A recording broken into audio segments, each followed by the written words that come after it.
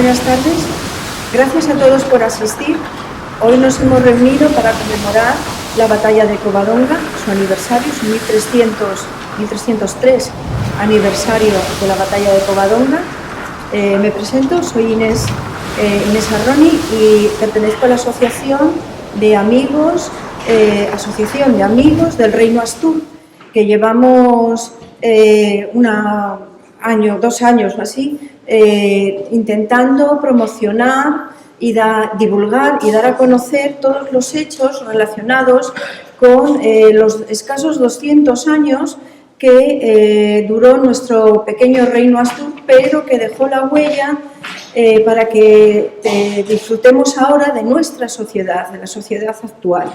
Les invito a todos a conocernos en redes sociales, en nuestra web y a seguirnos. Quiero agradecer también a la Asociación Héroes del Cavite que nos permitan colaborar con ellos y estar en este foro tan significativo para nosotros. Y sin más, le paso la palabra a Marcelino, que les presentará la asociación. Gracias. No, muchas gracias a ti.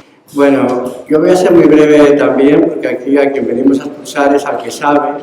Nosotros venimos simplemente a hacer una pequeña introducción y a pedir dinero. Yo lo digo de antemano, yo me he sentado aquí a pedir dinero, porque Héroes de Cavite necesita más asociados. Hacemos un enorme esfuerzo por la divulgación de lo que es nuestra historia, por hacer llegar a la mayor cantidad de gente que podemos lo que es la reivindicación de nuestro pasado y la proyección hacia el futuro, pero eso no se hace gratis. Eso implica tener que dedicar recursos. Entonces, fundamentalmente, lo que os pido, por favor, es que tomemos conciencia de ello, que para poder continuar con esta labor necesitamos aumentar la base que tenemos de asociados, que es importante, no lo niego, pero se hace escasa. Entonces, por favor, entrad en la web de Héroes de Cavite, que es www.héroesdecavite.es, y haceros socios. Haceros socios, que realmente lo necesitamos. Dicho esto, ahora ya me pongo en plan institucional, que dura muy poquito. La Asociación Héroes de Cavite es una asociación cultural sin ánimo de lucro que tiene un marcado carácter hispanista, ¿no? Hispanista significa, pues, reivindicar nuestro legado. Y hispanista implica no solamente españolista, sino que reivindicamos todo aquello que es el mundo hispano que es pentacontinental, no nos olvidemos. La España europea, África, América, Oceanía y Asia, no nos olvidemos nunca de eso. Nace con la voluntad de fomentar la cultura y la historia entre los ciudadanos de la comunidad hispánica. Tiene entre sus principales objetivos el realizar actividades culturales, fomentar el hispanismo y la historia compartida, sobre todo desde 1492 a 1898.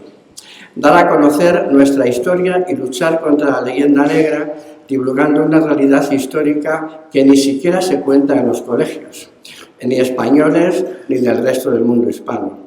Defendiendo el patrimonio cultural, histórico, artístico y rescatando figuras de la hispanidad que han sido olvidadas pese a la importancia de sus logros. Defender la unidad territorial de España tal y como se recoge en el artículo 2 de la actual vigente Constitución. Reivindicar el español como lengua común y elemento cohesionador de la hispanidad, sin olvidar el resto de las lenguas presentes que aportan riqueza cultural. Aquí hay que hacer mucho hincapié. La lengua española está sometida a una presión brutal para que no continúe su desarrollo. Y no somos conscientes. O sea, a nuestra lengua común la han metido con un bocadillo. Por arriba la presiona el inglés. Nos hacen creer que si no eres angloparlante eres poco menos que tonto. Y por otro lado se fomentan las lenguas locales, que no hay nada que objetar, pero tenemos que tener en cuenta que la principal herramienta de poder hoy en día geopolítico es el español. Y un enemigo brutal en ese sentido, a algunos les sonará raro, es el inglés.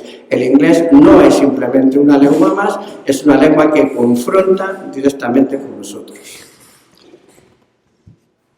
Fomentamos el hispanismo, es decir, el incremento de los lazos de amistad, cooperación e integración con los países de la esfera de la hispanidad, siendo consciente que este es el resultado de un mestizaje y que unidos podemos ser más fuertes para afrontar futuros retos en el mundo globalizado. Lo anterior sigue la estela marcada por la Constitución de 1812, que hacía referencia a los españoles de ambos hemisferios. Dentro de los límites marcados por todo lo anterior, Héroes de Cavite mantiene una estricta neutralidad política, tanto en las ideas de sus socios como en los aspectos religiosos que son de carácter personal e individual. No se olviden, por favor, afíliense y no se olviden, solo nos queda la lengua española como instrumento de poder geopolítico. Defendámosla con uñas y dientes. Muchas gracias.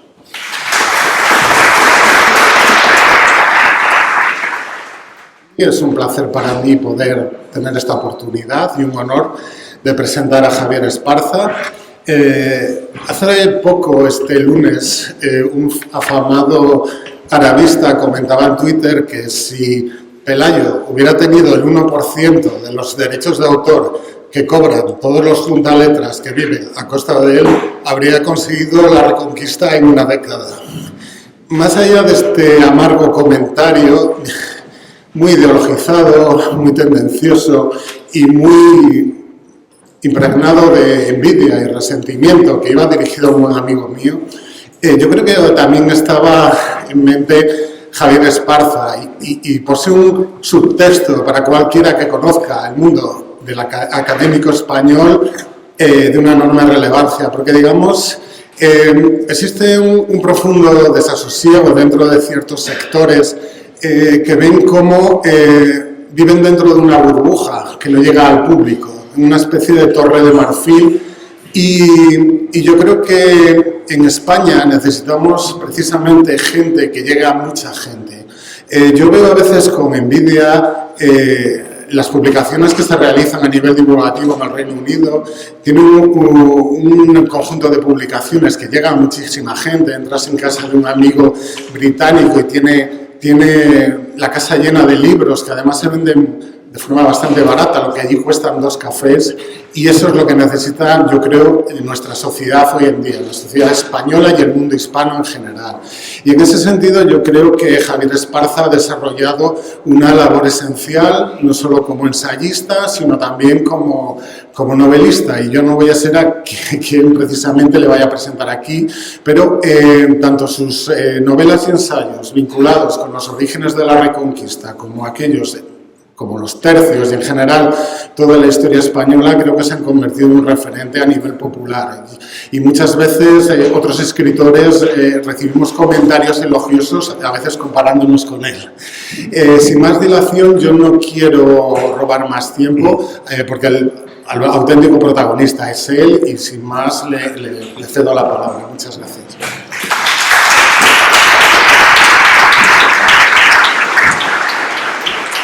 Muchísimas gracias, Miguel. Muchísimas gracias a todos por estar aquí esta tarde en torno a una cuestión absolutamente capital.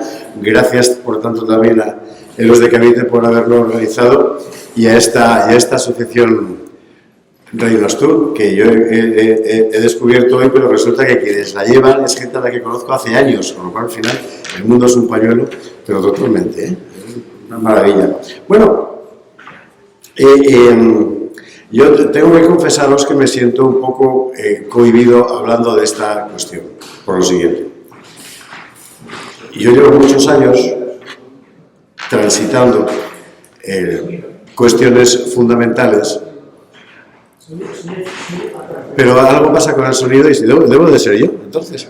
No sé si los más mayores os acordaréis, bueno, los menos jóvenes os acordaréis de un famoso locutor de televisión que se llamaba David Cubedo, de Televisión Española, era uno de los grandes nombres de los telediarios iniciales. Y un día le preguntaron: don David, ¿qué hace falta para ser un buen locutor? Y él contestó: ante todo, una perfecta dicción. Bueno, pues yo voy a tratar de poner una perfecta dicción en esto que os voy a contar. Decía que me sentía un poco cohibido y al mismo tiempo muy orgulloso también por lo siguiente. Yo publiqué La gran aventura del Reino de Asturias en el año 2009, hace 16 años. Salió en noviembre, me había entregado ese verano. La gran aventura del Reino de Asturias en realidad recogía guiones radiofónicos, porque la idea inicial era esa. Nacía en un programa de radio de lo que entonces era la cadena COPE, que se llamaba La Estrella Polar, y se nos ocurrió Almudena Collado, Arturo Zumendi, y a mí vamos a contar esta historia que la gente ya no sabe lo que pasó, pero es magnífica. Y entonces empezamos a contar pues, cada día, cada semana, según pues, un episodio. La Esfera de los Libros, la editorial, lo descubrió, se enganchó, Guillermo Chico, se enganchó al relato y terminó proponiendo que se hiciera el libro, y efectivamente se hizo el libro. En aquel momento era un ejercicio de riesgo, porque, claro, yo es muy joven, pero o sea, era imposible escribir nada sobre eso, porque era uno de los temas vetados en el mundo editorial. Tenías los grandes clásicos, por supuesto, Sánchez Albornoz, ya no lo va a vetar nadie, ¿verdad? Valdeón después, Menéndez Pidal, ¿vale? Pero lo que había se circunscribía a estudios universitarios extremadamente importantes, pero de difusión lógicamente limitada, claro, y en el campo de la divulgación histórica, nada. Y además prohibido. La Esfera apostó por esto y bueno, fue un éxito, ¿qué os voy a decir? Es el libro que más he vendido, así que... Pero lo más importante no fue eso, desde mi punto de vista. Lo más importante fue que andando el tiempo apareció un montón de gente que siguió contando esta historia mejor y de forma más completa y más científica y más documentada que yo. Así que, al final, aquel ejercicio de divulgación, puesto que no era otra cosa lo que se pretendía, sirvió para que mucha gente, descubriera que aquí había algo fascinante, que merecía la pena ser investigado y ser contado de nuevo. Y desde entonces han aparecido un montón de gente que se ha dedicado a entrar en ese mundo que absolutamente es fascinante. La historia de España está llena de momentos fascinantes. El origen del Reino de Asturias, desde mi punto de vista, no tiene parangón. No tiene parangón porque es imposible. Es imposible. Es decir, hay cosas maravillosas como el descubrimiento de América, después la conquista y tal. Era muy difícil, sí, pero bueno. Pero que aquí apareciera un reino en esas condiciones, en ese momento, era literalmente imposible. De hecho, no pasó en ningún otro lugar. Después de la gigantesca expansión del Islam a lo largo del siglo VII, principios del siglo VIII, en ninguna otra parte sucede que un territorio que ellos ocupan sea capaz de articularse. Y además que sea capaz de articularse en condiciones materiales, objetivas, tan menesterosas como las de aquí. Porque hoy, año 2025, miramos Asturias y es un paraíso, que os voy a contar, y os vemos a vosotros, pues, Adán y Eva multiplicados. Pero poneos en el siglo VIII, sin carreteras y sin puentes, y que venga a llover. ¿Y qué comes? No, era un sitio muy difícil. Era un sitio muy difícil. Y en ese sitio tan difícil aparece alguien que es capaz de construir una unidad política.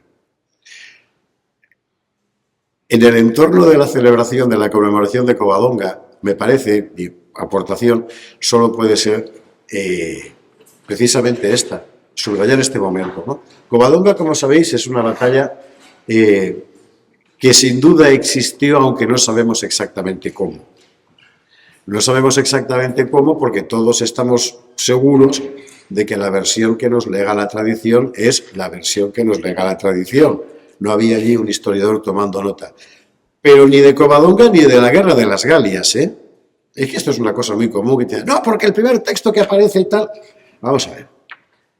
La primera edición que tenemos de la Guerra de las Galias de César es que 150 años después de... Y nadie duda que lo escribió César, ¿no? Y Astérix. Bueno, Esto es un poco lo mismo, es que la historia se hace así. O sea, el hecho de que no haya una documentación fehaciente contemporánea con un tipo, con el correspondiente máster en la correspondiente universidad y tal, pero no significa que no sea verdad.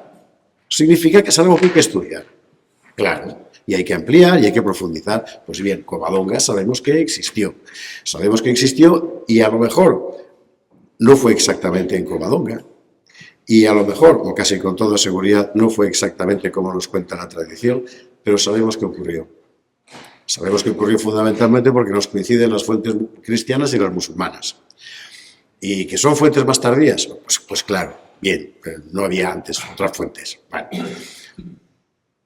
Y si coinciden las dos, es muy difícil pensar que las dos estén inventándose algo. No, ocurrió algo muy importante, que fue esa batalla, que la tradición, como corresponde a esa época, nos ha legado con acentos legendarios y además con acentos profundamente religiosos, puesto que en esa época nada es comprensible sin la religión.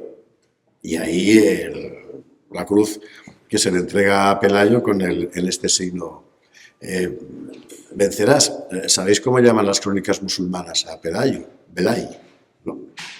¿Y sabéis cómo llamaban a los astures o asturianos en momentos? Asnos salvajes, porque vivían en los riscos y tal. Bueno, cada cual cuenta la historia a su modo. Lo importante es que lo que están contando es el mismo acontecimiento. Y a partir de aquí entran en acción otro tipo de recursos. Fuentes extranjeras, fuentes comparadas, la arqueología, que es importantísima y que todos los días sigue aportando cosas. Ahora ha aparecido la lápida de la reina paterna, la mujer de Ramiro I en el Naranjo. Nadie sabía que era. De hecho, había una gran polémica larguísima sobre si se llamaba paterna o se llamaba urraca. Bueno, pues efectivamente está, ya ha aparecido la lápida. Hace que 6 meses, 8 meses, un año, yo qué sé, hace nada. Siempre estamos aprendiendo cosas. Y, por fortuna, cada vez hay más gente dispuesta a cogerlo y volver a contar otra vez la historia, con más detalles, más rica, con mayor investigación, y la verdad es que es maravilloso. Sinceramente creo que es maravilloso. Cuando empecé a escribir La gran aventura del Reino de Asturias, que como sabéis es el primer volumen de 3 sobre la Reconquista, hubo un episodio que a mí me dejó absolutamente noqueado, pero enteramente noqueado, que fue cuando descubrí, y sobre todo cuando me puse en su piel, la aventura de los primeros colonos que saltan los montes. Ya hemos visto que en Asturias, pero es complicado, era difícil aquí sobrevivir, en Cantabria todavía mucho más, con ese carácter que tiene. Bueno, había que hacer algo, empezaron a... Y gente del común se lió la manta a la cabeza, cogió la carreta, metió al abuelo, al pájaro, a los niños, las gallinas, y cruzó los montes, que tenéis que cruzarlos a pie para ver lo que es, los montes de Odunte. Bueno, a ocupar territorios. ¿Por qué? Porque sí. Es lo maravilloso de la operación. No les mandó un rey, no les mandó un obispo ni un conde. Lo hicieron porque sí, un ejercicio absoluto de libertad soberana personal, buscando fundamentalmente la supervivencia suya y de los suyos, y reivindican su derecho como cristianos, volvemos al tema religioso, que es básico para entender esa época, a recuperar las tierras que un día fueron de la cruz. ¿Y esas tierras eran suyas? No.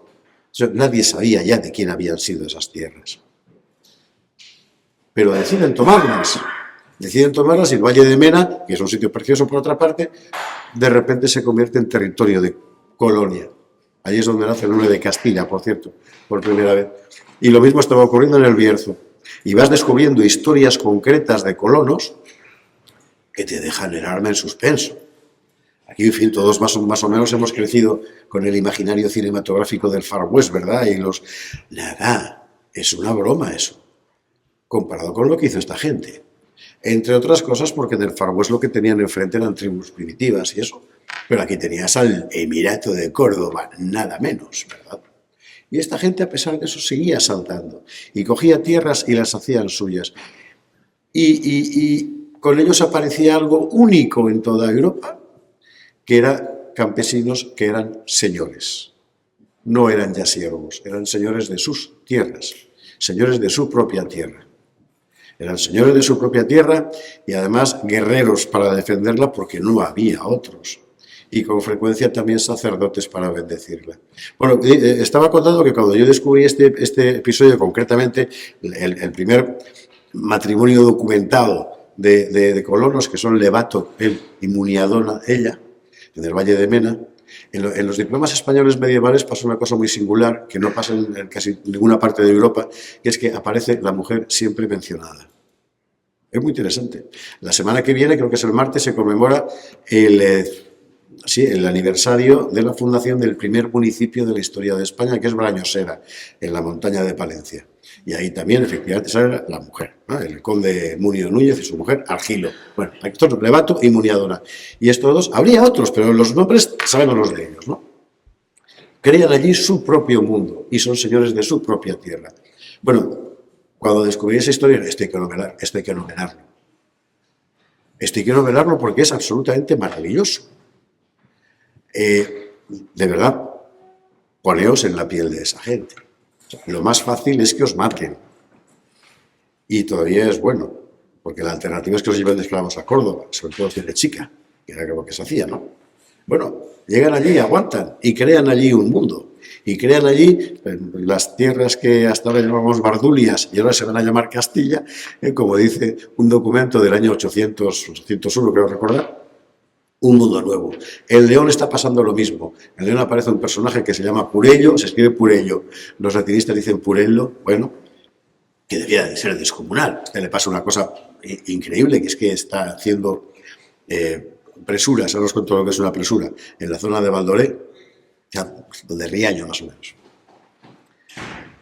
Y llegan los moros y le cogen al hijo y se lo secuestran para venderlo como esclavo. Y entonces Purello pues tenía mal carácter. Entonces, coge el caballo, sale a perseguir a los moros, los mata a todos y rescata al hijo. Y como premio Alfonso II el Casto le permite hacer presuras en la zona de Valdoré. Historias de estas aparecen todo el tiempo. Algunas que terminan con éxito y otras que terminan con fracaso. Y los nombres de los protagonistas desaparecen para siempre en la historia.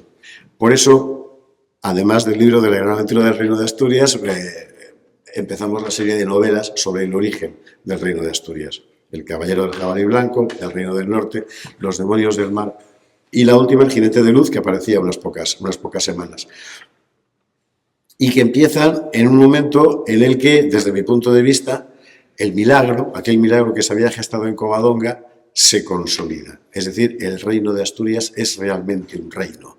Y es realmente un reino con una identidad política plena y con una voluntad de soberanía por encima de todas las dificultades absolutamente deliberada. Desde mi punto de vista, y esto es un debate precioso, eso ocurre sobre todo con Alfonso II el Casto, pero más que con él, ocurre con lo que yo llamo la polémica de los frailes, que es cuando en 780 y tantos, el obispo de Toledo, que se llama Elipando, decide, seguramente para llevarse bien con los musulmanes y tal, que, bueno, Jesús, hijo de Dios sí era, pero Dios no. Era un hombre adoptado por Dios como hijo. Es una corriente que se llama adopcionista, que encaja muy bien, por otra parte, con el credo arriano, dominante en los visigodos antes de la conversión de sus élites, y que encaja además muy bien con el Islam, que considera a Jesús un profeta. Bueno, insisto, viajad mentalmente a finales del siglo VIII. Yo no sé cómo llegaría eso a Santo Toribio de Liébana, que era San Martín de Turieno se llamaba entonces, pero llegó y allí hay un monje que se llama Beato que monta en cólera, y su compañero Eterio de Osma.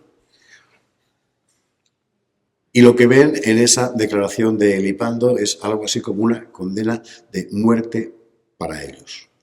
¿Porque los van a matar? No. Porque su compromiso vital es que la cristiandad sobreviva. Y esto es un rasgo fundamental, es decir, todo lo que está ocurriendo en la Reconquista, en este origen de la Reconquista, es esencialmente un desafío existencial. Seguir existiendo como lo que eres, no como lo que es el otro. Bueno, Beato y Eterio escribieron una carta insultando a Elipando. Le llamaban testículo del anticristo, que como insulto está muy bien. Yo estoy deseando todavía el día que suba alguien a las Cortes, al atril, y llames testículo del anticristo a un ministro. Para ese día España habrá vuelto a ser un país importante. Bueno, el otro contestó también, fetidísimo doctor Beato, le dice, la polémica llegó a Carlomagno nada menos, que convocó un sínodo para ver lo que estaba pasando. Y dieron la razón a los asturianos. Estamos hablando de un reino que en aquel momento estaba regido por Mauregato, después de una sucesión de reyes muy problemáticos que desde Alfonso I apenas habían sido capaces de coser políticamente un territorio demasiado grande y demasiado descosido y demasiado desconectado, y que sin embargo se había empeñado en mantener por encima de todo una fe. Mi amigo Marcelo Bullo habla mucho del término fe fundante como base de cualquier gran empresa política comunitaria, ¿no? Aquí había una fe fundante que estaba clara, que nosotros somos lo que somos, no somos lo que vosotros nos traéis, por mucho que diga el obispo de Toledo. Esta insurrección de Beato y Eterio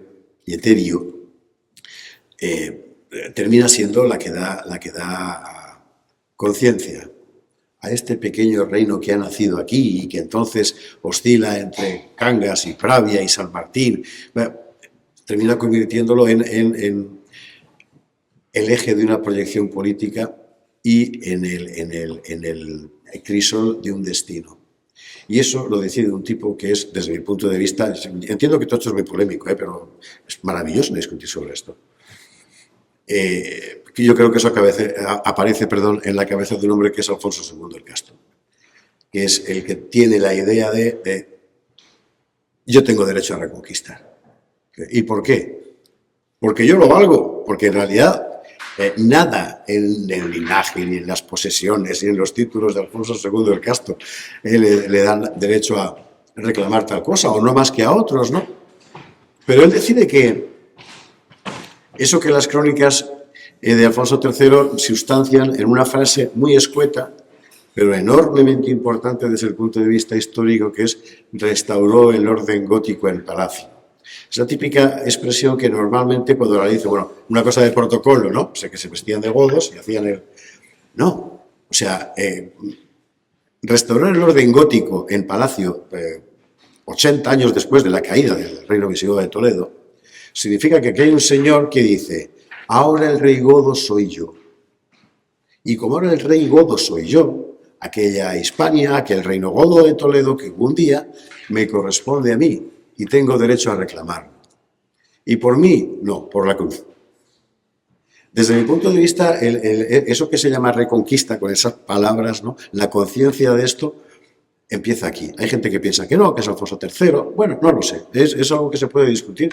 Lo que me parece evidente es que desde el punto de vista de la voluntad política, de ir muchísimo más allá de uno mismo, de trascender enormemente lo que es el pequeño poder de un señor, de un reyezuelo local, como había tantos en Europa en aquel tiempo, eso aparece con Alfonso II el Casto. Y es en el que se materializa, insisto, algo milagroso. Cuando uno piensa en cómo estaba organizado, si se puede hablar de organización, el reino de Asturias en aquella época, o sea, imaginaos, o sea, tenéis Galicia. Galicia era con mucho la zona más estructurada desde tiempos de los romanos. En realidad no porque los gallegos fueran más, sino porque era más llana y había más ciudades y más rutas, más carreteras, más vías. Pero allí mandan los señores de la tierra, claro, como en todas partes. Y el señor de la tierra es también el señor de la guerra, porque es el que tiene los recursos. Nosotros no. El reino tiene un estado. Estamos en el siglo VIII, en el siglo IX. El reino tiene un ejército propio, una mesnada pequeña de los fieles reyes que se llamaban.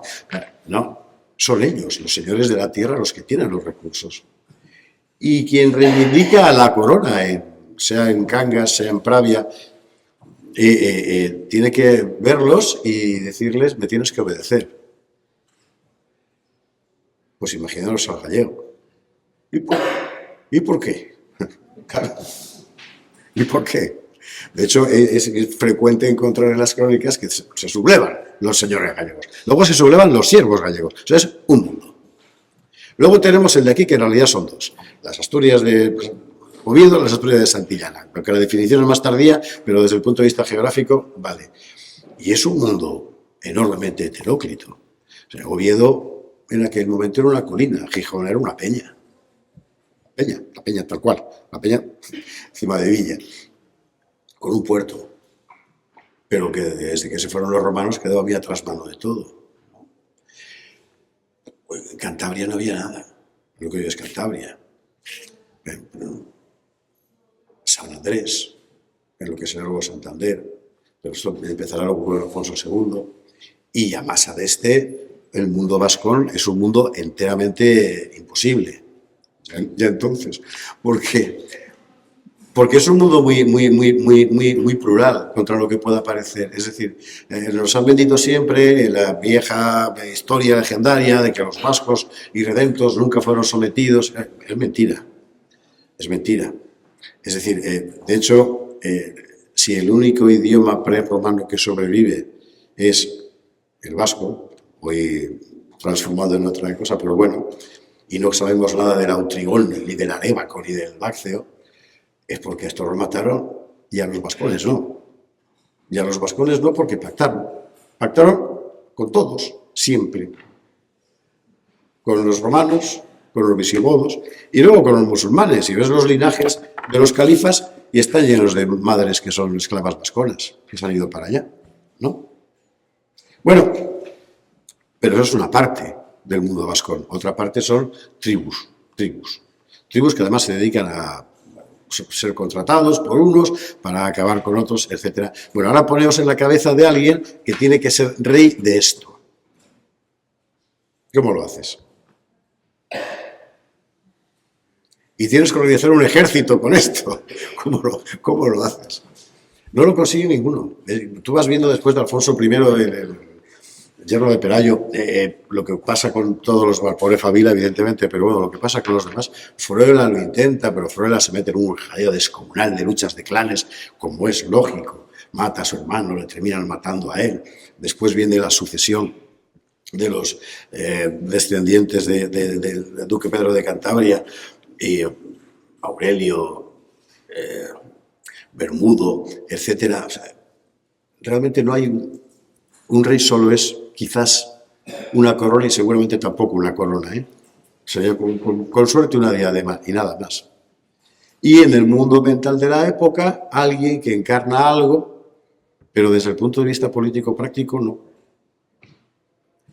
En ese momento, poneos el año 780 y tantos, por ejemplo, aquello tan milagroso que había pasado en Covadonga estaba a punto de no pasar. Y pasó. Después de una derrota que fuera del río Burbia, Bermudo depone la corona, se van a buscar a Alfonso II el Gasto. Alfonso, hijo de Fruela, estaba desterrado en las montañas vasconas, donde era su madre. Y él empieza a construir deliberadamente un reino. Convierte Oviedo en una ciudad episcopal, como dice la tradición, y empieza a vertebrar el territorio y, sobre todo, le da una idea. Le da una fe fundante, como diría Gullo. Y se atribuye el derecho a recuperar lo que él piensa que un día fue de los suyos, es decir, de los cristianos. Es decir, es una declaración identitaria, en fin, como no se ha visto otra en la historia. Bueno, salió bien y gracias a eso pues tenemos la cara que tenemos aquí todos, y vosotros podéis estar con la cabellera descubierta y hablamos la lengua que hablamos. Salió bien. Y empezó aquí. Y empezó aquí cuando realmente no había escasísimas posibilidades. Si hubiera aplicado el sistema actual de las casas de apuestas, que te dicen, ¿quién va a ganar las elecciones? ¿Quién va a ganar tal partido? ¿Quién va no sé qué? Vamos, o sea, nadie habría dado un duro por Pelayo y los suyos. Pero salió. Y con eso salió también un relato y una narración. Y toda historia siempre es narración. Aquí voy a contestar a la gente que citaba antes, y yo, ¿no? Es que no sé qué, es que no había nada que reconquistar, es que no sé cuántos. Vamos a ver. Todas las historias son narración. nosotros, curiosamente, sobre todo el Reino de Aragón, la Corona de Aragón no tanto, yo soy valenciano, como sabéis, la Corona de Aragón no tanto, pero muy particularmente el núcleo Asturias, León, Castilla, pasa una cosa muy interesante con ellos, y es que pasa como con los romanos, convierten en historia sus leyendas. De tal forma que no sabes muy bien, cuando te cuentan la historia de Roma desde la fundación, ¿verdad?, que es una leyenda convertida en realidad, o que es una realidad convertida en leyenda, porque también pasa. Lo importante de esa narración es, desde mi punto de vista, lo siguiente. Uno, siempre está traduciendo una realidad, aunque no sea exactamente la del texto. Dos, sirve para construir otras realidades. La última novela, que es El jinete de luz, mis novelas, los que los hayáis leído, sabréis que soy muy puntilloso con la cuestión historiográfica. Es decir, que trato, imaginaos un puzzle, ¿no? Un puzzle del que tenéis solo unas pocas piezas, que es lo que sabemos a ciencia cierta desde el punto de vista histórico. Y luego el resto hay que rellenarlo. Y no puede rellenarlo con cosas que no quepan. Tienen que ser lo más verosímiles posible, aunque no te conste que sean verdad. Y así pasa que en El caballero del jabalí blanco, en El reino del norte, en Los demonios del mar. ¿Es discutible? Bueno, claro que es discutible, por eso al final del libro siempre pongo una nota historiográfica. O sea, ¿qué es lo que es verdad y qué es lo que he puesto yo? En la última novela, en El jinete de luz, me pasó, que además no había más remedio que escribirla, porque era el final del periodo, me pasó una cosa bastante desdichada, que es que tenía que actuar enteramente al revés, porque el final del periodo es la batalla de Clavijo. Y de la batalla de Clavijo sí que sabemos a ciencia cierta que no existió como tal. Claro. Así que en esta ocasión el puzzle lo tenía exactamente al revés. Es decir, tenía unas piezas que sabía que no eran verdad y había que llenarla con un montón de piezas que fueran verdad para hacer que eso, que tal cual se nos ha contado, no pasó, sin embargo, hubiera podido pasar. Paréntesis. ¿Estoy bien? ¿O sea, voy vocalizando bien? ¿Se va entendiendo? Fenomenal, vale. Clavijo me parece que es un ejemplo maravilloso de todo esto.